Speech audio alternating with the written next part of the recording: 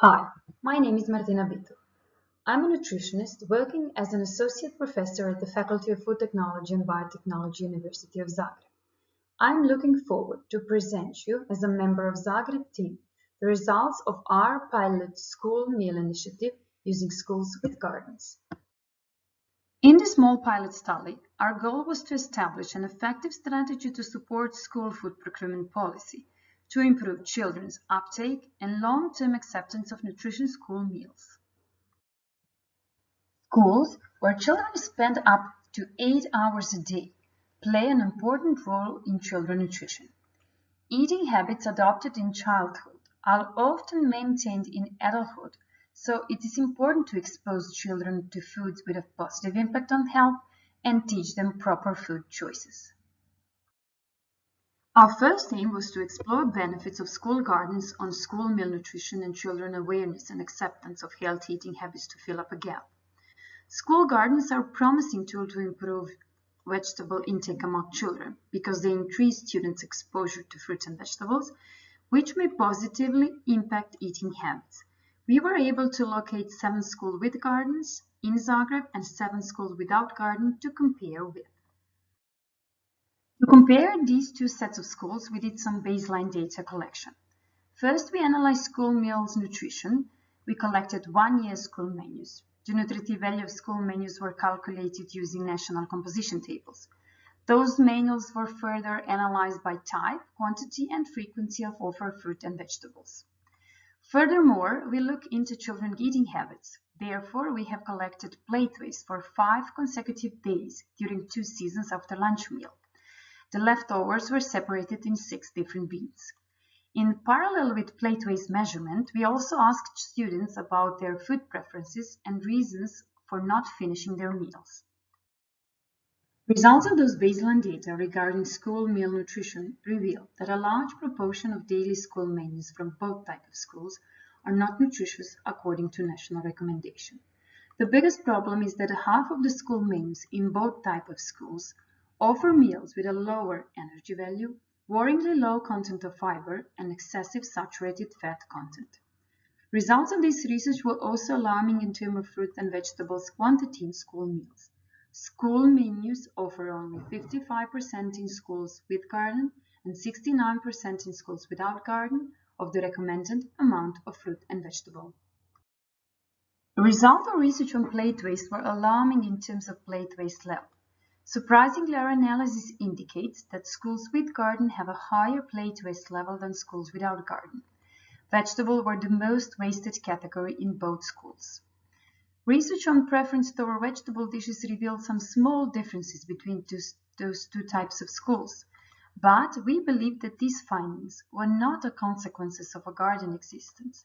It may be that the presence of a school garden is insufficient and that more active and regular engagement is required to elicit attitudinal changes.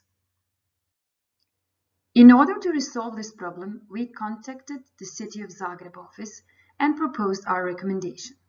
Since they show understanding and support, in June 2019, a school menus committee was established with 15 members, including nutritionists, medical doctor, an economist, as well as professionals from the Institute of Public Health and school representatives.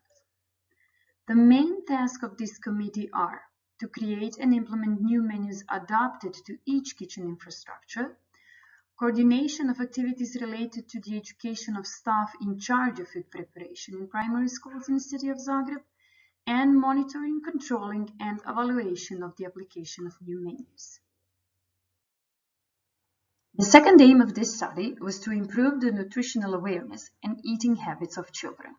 For this purpose, a nutritional intervention was induced in both types of schools.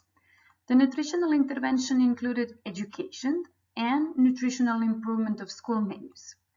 We recruited children from first grade. In every school, the classes were divided as intervention and control group. For the intervention group, education were delivered through workshops and games. Education also included parents, therefore official website was developed and used to promote adequate nutrition. All educational materials were designed and prepared by the Zagreb team.